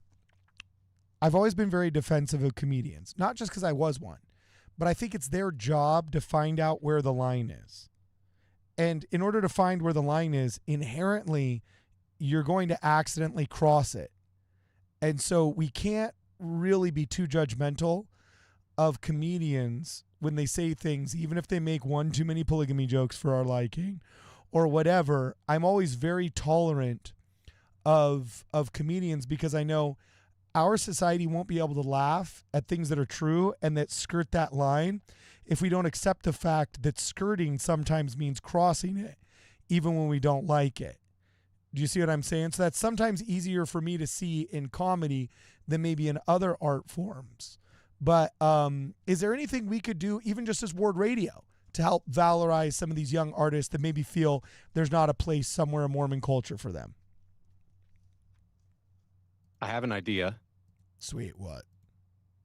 This just came to mind. As we're about to be bombarded with a slew of all kinds of art on every end of the spectrum, from like visual to written, I think more and more curating what's good content is going to be a very valuable thing for specifically YouTubers. So I would say an interesting thing Ward Radio could do would either be something in the lines of a contest or even an awards show. Because, I mean, you have everyone who has this idea that they want to win an Oscar, but I feel like the Oscars have, over the years, lost a lot of their value as whether it's actually about what's good art. It doesn't even mean anything anymore, yeah. Yeah, there's a lot of these awards have gone that way. And I think that there's actually room, because of that, for some independent groups to start coming in and saying, hey, we're going to give some awards to what is actually the best art in these different fields and in these different areas, right? And so I think if Ward Radio were to do either of those, either do some kind of awards or do some kind of contest, I think either of those could be killer for artists. Okay, count me in. Like, I'm serious about this. Actually, dude, if we designed our own award, that would be pretty cool. Heck yeah, It could be like a tower. That'd be kind of sick, actually. I'd be totally What was that down. sound effect that goes with this award? So there You know. there are all kinds of things you can do. So first of all, as an individual, you can buy art and you can tell people about it. True. That's An huge. artist, a writers, a poets, a singers, a visual artist career is not made on the one review of the New York Times. It's made on the 100,000 word of mouth reviews that got her to the New York Times eventually. Absolutely. But let me just list some things that I do. Okay. I open my home once a quarter for free public lectures. I'll get someone to come in and talk about something. Often it is art. Sometimes it's other stuff. And I Like make aliens. like And it was aliens. awesome. That is actually correct. We like remote viewing. We've had conversations about with like lecture from a remote viewer. But we've also had lectures on history of New Mexico and demonstrations on how to do woodcuts and readings, tellings of Irish folk tales and poetry readings. Okay, You're just a Renaissance man, Dave. well. I'm saying is all you need to make a venue for a poet is a front room, right? That's all you need is a front room. By the way, something else I do once a quarter is I just published on Twitter. If any of you here follow me on Twitter, you'll have seen this. I'll say, okay, on Saturday at noon, I'm going to the IHOP in American Fork. Anyone who wants can come join me. And we have complete anarcho-libertarian, organizationally flat, no one's in charge, meetings of artists. And so writers and cover artists all come and we sit and, there's 20 to, it's been as many as 50 people, just sit in a big cluster of tables and share tips, share information. I've had book contracts, publishing contracts signed in that context, right? How easy is it for me? I post on Twitter that I'm going to IHOP, then I go to IHOP. That's it. Okay. Like a boss. But I do it like a boss, and it connects a bunch of writers and editors and cover artists. Right now, I'm at a writing retreat. I do 2 of these a year. One of them I hold in my home, and I don't charge anybody. I'm not trying to teach them or mentor. No, look, you can come, okay? And Blake here has been. That's true. There's no no girls. Sorry. There's no So I structure. heard. Yeah. Yep. Because I'm not gonna. Yes. Because that's just how it works. I'm old school. So you come and you get up in the morning and you write until dinner. That's it. The only rule is you gotta leave other guys alone until dinner. And why does that matter? Look, some writers have the luxury or visual artists of doing their work full time, but a lot of them don't, and they're trying really hard to squeeze books in around day jobs and kids and everything else, right? And so what I'm doing is deliberately making room, and I'm part of doing this twice a year for people who are working parents to get a week where they can go sit down and work out most of a book or finish a painting or something, right? None of those things, they don't require superpowers. They don't require great resources. Those are all things that I do quite specifically to try to promote art. I really like that. That sounds super cool. I'm gonna think on that, because I do feel that is a cultural failing, not a doctrinal failing. The Church of Jesus Christ of Latter-day Saints, I think, is the plan of salvation. In fact, I've mentioned this quote before, and I still haven't had anybody find this quote in the HVAC. But it was the quote by Gordon B. Hinckley where he said, if you teach an artist the plan of salvation and then go back and reanalyze his art, it's just going to be that much better, right? So it's a cultural failing, not a doctrinal failing, the importance of art in the Church of Jesus Christ of Latter-day Saints, and I'd like to see us do it better. Is there anybody that you feel, okay, we're already into overtime now, but I do have to ask this question. Should hit some super chats really fast. Do the super chats. Okay, I'll do that really fast. Hazelnut Megan says, Dave, will Plain and Precious Publishing or another project of yours ever start to accept fiction submissions? Well, Arc Press already is right now. Oh, yeah. This is the publishing house that remember, why do we have, Larry and I, this is what we were doing this morning at 9 a.m. was launching Arc Press's Kickstarter of Larry Correia's series. The incredibly successful Kickstarter, which if anyone wants to go back it, it's already over 136,000, 137,000 in revenue. Yeah, the entire time we've dollars? been sitting here, I've been watching it off to the side of my screen. Every time I see my eyes go that way, it's because I'm seeing what the numbers are at. Yeah, for Larry's new series, American Paladin, it looks awesome. It looks right up the alley of a lot of our audience, and I think a lot of you should go check it out. Literally, I was gonna say- American 45 Paladin on seconds. Kickstarter. I am going to warn the audience, though, just because it's once again LDS audience, it is violent, and I would say Porter Rockwell would get along with this guy. We'll just put it that way. There you So, go. Well just said. throwing that out there, so no one's hoodwinked, as to what I'm doing here. Hmm. That's funny. That's awesome. Okay. Well, Next up, Dave we is got- taking submissions for fiction now, though, I believe. That is read them. yeah, we are. And buying them. Correct. And the thing I said to Hazelnut Megan in the chat is that, and I'm sort of breaking news here, and I have not told my partners that I would do this, so I might get in trouble. But we are seriously contemplating launching a fiction imprint next year. So, Ooh. don't know what it'll be called yet. It won't be called Plain and Precious Publishing. It'll be called something else. But stay tuned for that. Awesome. You heard it here first, folks. Yeah. And That's funny. next up, we got Jonah Barnes. He says, "Why are all the best writers Latter-day Saints? Sanderson, Card, Correia. What's the secret? Does your faith inform your writing?"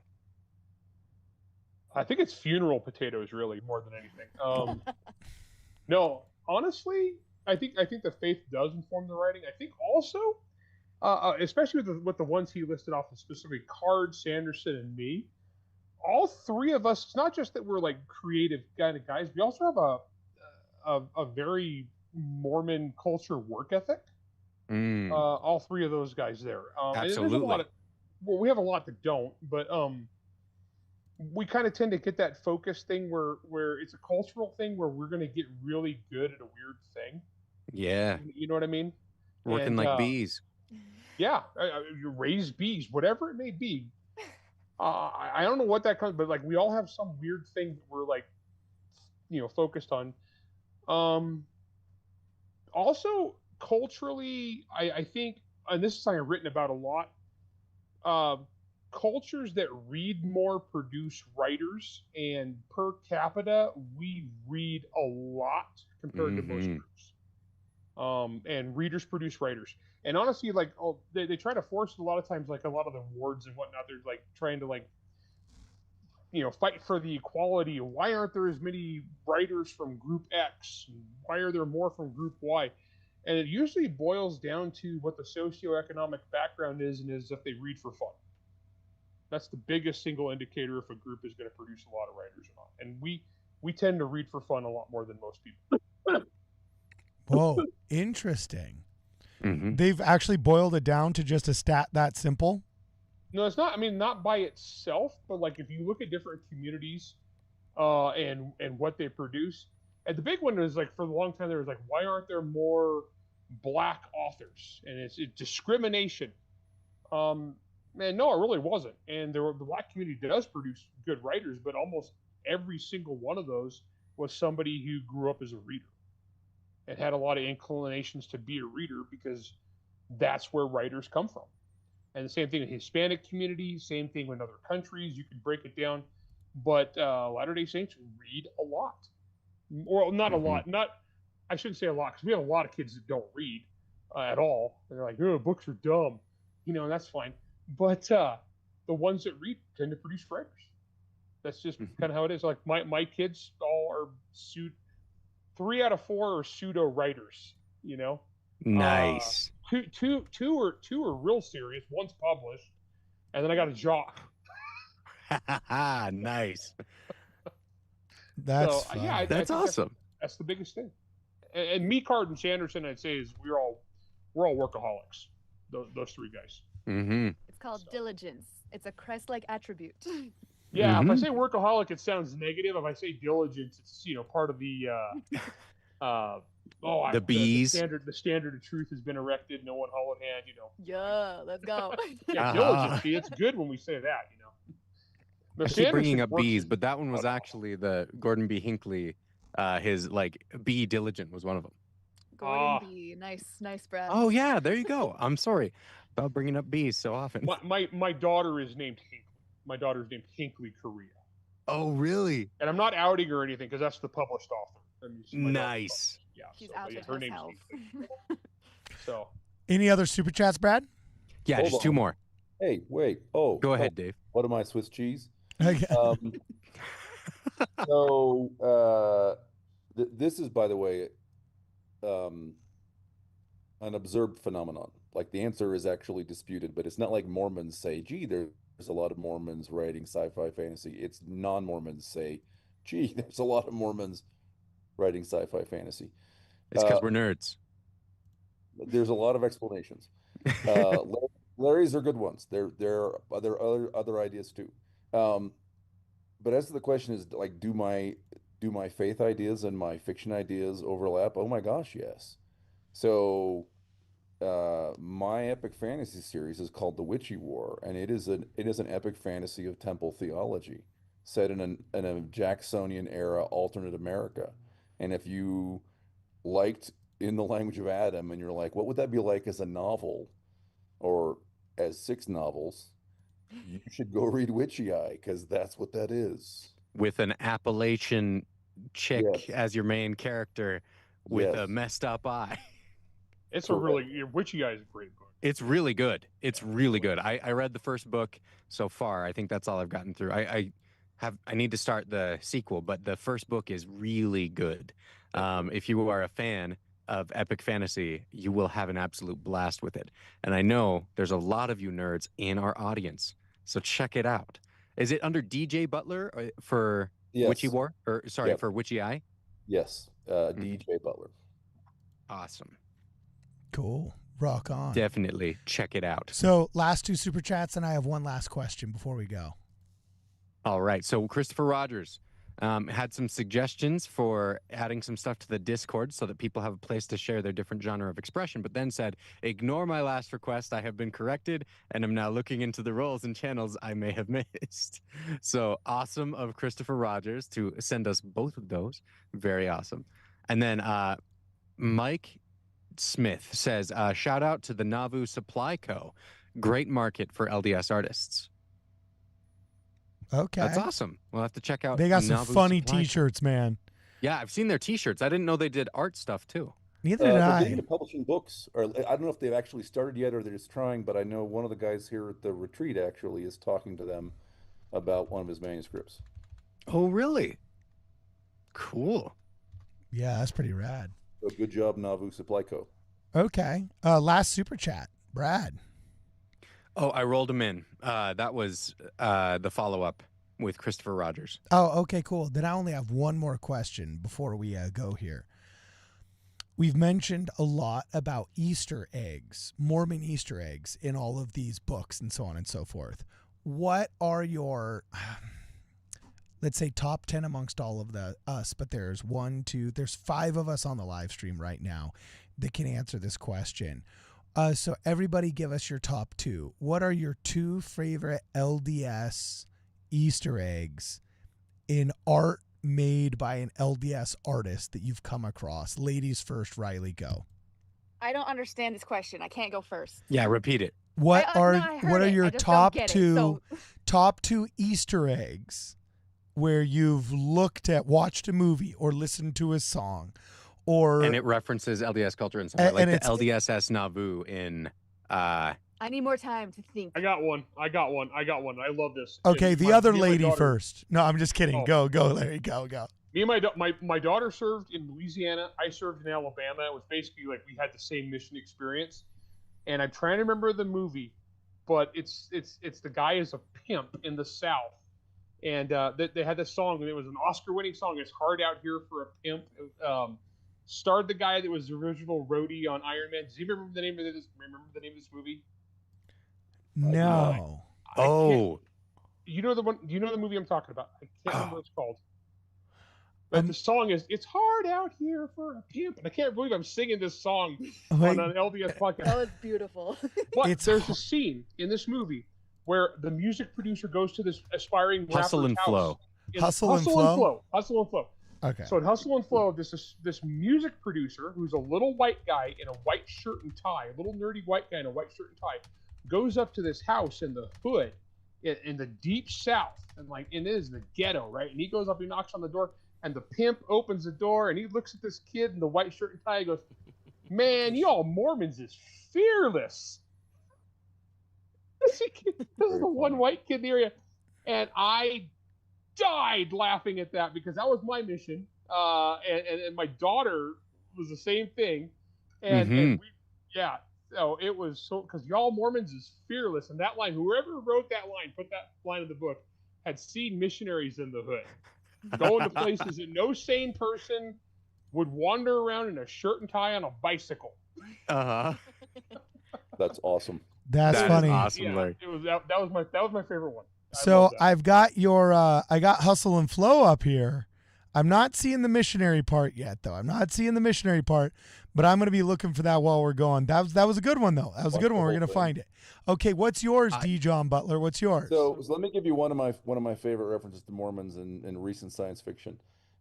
Neil Stevenson wrote a book called The Diamond Age, or The Young Ladies Illustrated Primer. I think it has like two titles, which is kind of a cyberpunk novel, and it's in a recent future, a near future, in which our society has fallen apart, and it has reorganized itself into they call themselves files. They're not necessarily nation states. They're not organized geographically. They're sort of organized around an ethos or an interest.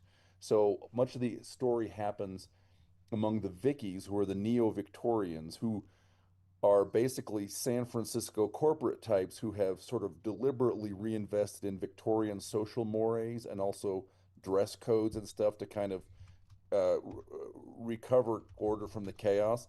But in the novel, one of the strongest, because most cohesive files is the Mormons, who made it through the collapse and have emerged as basically one of these successors to the nation states. Okay, cool. Nice. Brad, what's yours? And then Riley, you get the game now. You got to say what yours is. Brad, you go first. I do have one now. It's not as cool as everyone else's, but I do have one. Okay, mine is far less intentional. It's an accident, and that makes it so much better. There was a contest. No, that one was mine. I am going to pick a different one. Have it. No, you've got it. Because I have another one. You probably know more of the story than me. Yeah. Probably. There was some kind of contest that people had to enter in order to get on an episode of Psych. And it was for their college specifically. And BYU won. You won it. And so they put them in this scene in Psych. And of course, it's a bar scene. And so there's like this bar and everyone's drinking. And then there's this cameo by these kids in these BYU shirts. And it's hilarious and it's satisfying and I love it. It is awesome. Oh, that's funny. It's just the most unintentional representation of the church in a place where it shouldn't be. It's really fun. That's funny. Oh, man, for me, it's hard. I don't know. I don't read a lot of stuff that actually like references the church much, and none of the TV shows I watch ever do. Like, I love how much Battlestar Galactica has all of this LDS stuff in there. I've never watched too much of the show, so I can't give any real specifics with it. Yeah, I don't know. Well, they're like the Lords of Kobol, for example. Yeah, Which are the divine beings. They're sort of chasing across the galaxy. I've got another one that I really enjoy. Have you guys ever watched Key and Peele comedy show? Yes. Oh, yeah, I know totally. exactly the one you're talking Yeah, about. okay, Wait, what? What? About the names of football players. Yeah, the names Oh, of yeah. football players. Yes. And they're Let it going tell it. through, and it's like Torque McGriddlecut at Tennessee University State, and they're going through, and it's all these ridiculous names, right? And it's just like dolphin noises and I can't even remember. It's just hilarious. It's going with all these ridiculous names, and they're all black dudes because it's Key and Peele, and they'll have an afro or they'll have dreadlocks, and it's the same guys. They go all the way through, and it's all black dudes with the hilarious names, and then they get to this one white guy at the very end, Dan Smith, BYU. Oh, here it is. It's coming up, boys. It's coming up. Stay Scores Velociraptor Malloys, South Dakota State University. TJAJRJ / fourth the fifth, Albion College. And it's just a name? Yeah, it's just, it's just all players University of introducing Missouri, themselves. Columbia. Okay, here we go. Hold on. Dan Smith, BYU. It's just Dan Smith and BYU. Yeah. But then they did a follow-up one later where they were like singing songs like the Icky Shuffle, kind of a take on that. And they're all singing these goofy songs. But then it gets to Dan Smith, the one white guy, and he just launches into this super hardcore gangster rap. Oh my gosh. That's It's funny. awesome. That's funny. So, Oh, yeah. what? A warlord who What stuff? What's his name? It's the guy who made Call of Cthulhu, Sandy Peterson. I played Call of Cthulhu with Sandy Peterson. Have you really, Larry? I Dude, have. That's awesome. I am. Sandy GM'd a game of Call of Cthulhu for me. Oh, it was awesome. He's a beautiful. Great guy. Oh, yeah. He just reached out to me on the DMs. Oh, really? I gotta get back to him. Or You should a have text We should have message. him on. He's a He great would guy. have some Yeah. good Easter eggs. He is a stud. He is a great dude. You guys will like Sandy. Okay. Has everybody said theirs so far? D. John Butler, you got yours. Larry got hers. But you know what mine is? I'm surprised none of you guys said this. There's so many options, Carden. Oh, dude, it has to be. It has to be the most chilling threat in Fallout New Vegas. None other than Joshua Graham. Oh yeah, dude, Joshua Graham. in Joshua Fallout New Vegas is Graham. awesome. Dude, hold on. I got it up here. Base Hold on. character there. There are many reasons why that would be a bad idea. I will illuminate 3. First, do not believe that because Daniel is a missionary, he is incapable of or unwilling to defend himself. Second, if you harm Daniel or any of the sorrows or dead horses, I will find you. Make no mistake. God willing, you will not leave this valley. And he's doing this in the video game while he's doing nothing but cleaning and greasing a bunch of confiscated and repaired Colt 1911s made by John Moses Browning as he's wrapped in bandages from being thrown into a pit of fire, and the only people that found him were the new Canaanite Mormons in Utah before he escaped to Fallout New Vegas. The guy that narrates Joshua Graham has said, like, it was one of the craziest, coolest gigs he ever had, and he's made the wildest fan base out of it because, like, Mormons are stoked about him. So that's mine, is Joshua Graham in Fallout New Vegas. Dude, that's a That's a good beautiful one. one. Yeah. I gotta love the ones where we get tough guys as opposed to, like, a lot of times Hollywood screws us up and has this like pseudo Mennonites out churning butter in our like sunbonnet dresses. Yeah. You know. Mhm. Yeah, exactly. So, unfortunately, we got a jam now. I just have a feeling on that note, Duncan, Idaho has got to be LDS. No, If there's no way he's not.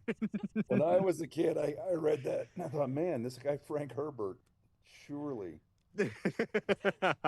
That's Yeah. funny. Yeah, at the time he was doing so much coke. Oh no. So probably not. Oh, we've got just a couple more super chats. Last minute super chats, Carden. Okay.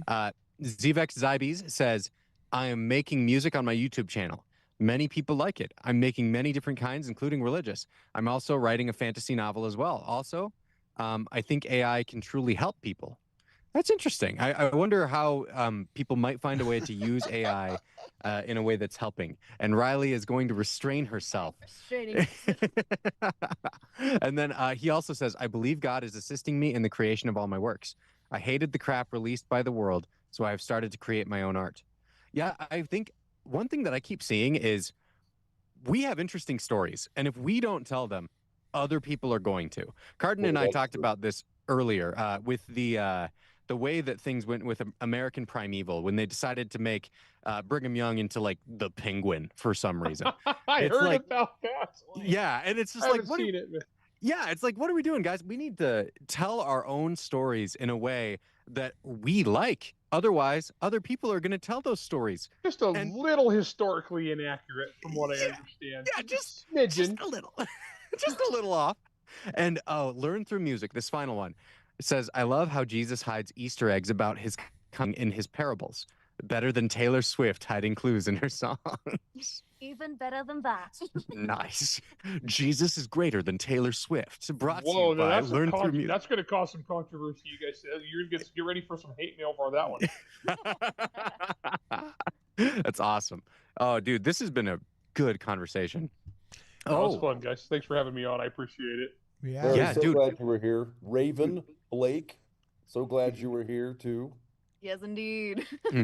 And Larry, very, very good meeting you via this. And congratulations on an ultra successful Kickstarter today. That's amazing. It's been going up the whole time. I'm still like, Dude, I was killed my gonna phone say- battery today looking at it. Usually I try and help people with their kids' Kickstarters, and I'll get them on the program. But look, you had a $5,000 goal, and you've gotten $138,796 pledged with Today. almost 1,500 backers with 29 days to go. Like, what? Well. You don't need help. Can I get a We're- loan? We're doing pretty good. So, Can I get a loan, dog? Like, jeez. Man. Dave's got to pay to print a lot of books still. So. Yeah, I have a lot of cost of living expenses. I got to tell you, I live high in the hog. Yeah, that's true. That's true.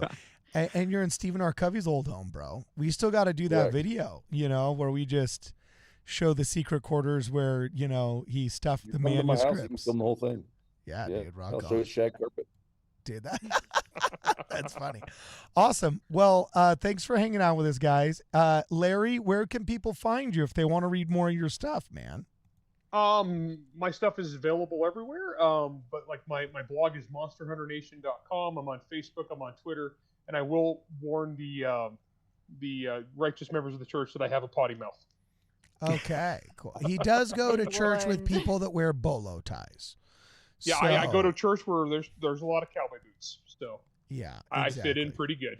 And let me Based. guess, people probably open carry 1867 black powder pistols too. Right? No, it's all concealed carry, but we're all too polite to ask. Oh, But that's a lot funny. of times the brethren, get a hug and there's a clunk. Oh, that's Oh, funny. boy. That's Oh, funny. boy. Only in Utah. The primary kids run up to give you a hug and they're like, Is it a shotgun or is it a awesome. pistol? I don't ask. It's not polite. Yeah, well, yeah. Okay. Culture card. When you're Larry's size, you can conceal carry a shotgun. I did actually. I have before, but that was Oh my on a gosh. dare. Can and I have. That was on a dare. So I wanted to see what I Okay. could get away with. I'm not sure if something illegal just happened on my live stream or not, but you know, good perfectly. thing. I used to teach this stuff for a living. It's perfectly legal. We're good. Yeah, good. Nice. Good thing we're ending right now, right? No, just kidding. Before I copped any more felonies. Yeah. So anyway, you guys can check them out where their fine books are sold. Brad, show your stuff off right now, bro. You got another book Right. coming out. You ready to announce this thing? What? Oh yeah, we announced it today actually. We announced the fourth book's title today. So these are the first three. These big, beautiful, epic fantasy books. So Yeah. We've got it's a epic fantasy YA sort of thing. Dragon Thief is the first book in the Skystone Chronicles. You can see it on our website, skystonechronicles.com. We'll eventually buy back blakeandravenpen.com from Cardin. Every Eventually, year yeah. it only gets higher. Yeah. And I leverage you It's only harder. fair. No, I'm just kidding. Yeah, they're a lot of fun. So first book, Dragon Thief. Second book, Dragon Guard. Third book, Dragon Hunter. And then today we announced the two final books. yep, they're all about dragons. You guys don't care about the titles. Go look us up at Blake Raven Pen on Instagram, and you can see our cute little video where we announce everything. Or look If them up you at care about blakeandravenpen.com, which is forwarded to Feet Finder. And no, I'm totally Oh just my kidding. gosh. I Cardin, think no. you guys should have a Understand. Feet Finder page where your What books. is Feet Finder, Cardin? Your books are. It's the joke that all the Gen Z kids, where you put your foot right next to your big toe or something, and sell feet pics with like your. I think it would be good backdoor advertising. Is that just guerrilla marketing or? Arden, why do you know that? I'm Am so I the- disturbed that you I think know. Cardin just committed a felony. Actually. Yeah. Gabe, gonna go get put a video Kickstarter flag. link there. That's funny. That's funny. So, actually, don't you? That's kind of part of the joke. Don't you remember Braden when he put a link to his OnlyFans in his profile, and it went straight to the Law of Chastity page on LDS.org? That's awesome. You don't That's remember hilarious. that? Oh, I've literally thought about putting like in my Twitter bio or something like feetfinder.com whatever, and just having a page that goes to like the Law of Chastity picture. Okay. Man, whenever I make movie references or pop culture jokes, nobody else gets it. But you got Joshua Graham, though. So I'm very proud. But that is, you but got that is Joshua very Graham. funny. By the way, I interviewed Blake Penn for the Gopherwood Lounge, which is Arc Press's YouTube channel, and I have dropped that link just now in the chat. Oh, you did? Well, then let's show Oh, it before we sweet. go. Blake and I talking about dragons. Dragons, like an hour. Well, It was awesome. the only one that I see is the one for the Kickstarter. I don't see it in the chat. I have dropped it like twice now. I'll drop it again. Bam. In the Zoom chat or in the Discord? I'm doing it in the Zoom chat. Yeah, for some reason. Or sorry, bro. in the in the YouTube. Oh, in the YouTube chat. I have the YouTube window open, and I've been chatting with people. So they have seen me drop the Kickstarter thing like 7 times, and now I've dropped. Yeah. Well, like, no, put it inside Dave's just this. dropping links into the ether. Okay, cool. That makes sense because I didn't see it on the Zoom, or else I'd put it up on the screen. So He's doing the Lord's work. before we go, where can people read your stuff? Dave Butler. me? Yeah. Dave Butler, It's D. probably John. easiest to find. Just follow me on X, David John Butler. I'm pretty active. You're gonna see a whole lot of Kickstarter links right now. But even aside from the Kickstarter, I'm pretty active. Okay, cool. Awesome. If you're interested, I've got a disc. If you're a writer, especially, reach out to me. You can do it via Kickstarter. I've got a Discord that is very active. That is, in theory, a Dave Butler fan Discord, but in practice, it's just like having a writing group. It's a bunch of writers. That's awesome. Okay, cool. Awesome. Thanks for hanging out with us today, guys. If you want to support this channel after you're done supporting all these other guys, you can buy a shirt or a War in Heaven veteran hat, all in the merch store at wardradio.com. If you're a person of means, please consider a contribution through Venmo or Zelle. We are available on all those platforms. Also, don't forget the limericks. We got the limericks on the Amazon wish list.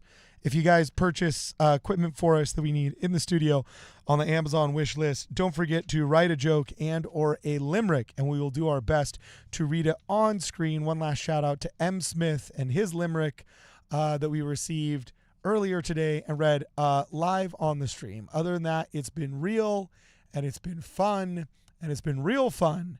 For this and more, please make sure you check us out at wardradio.com.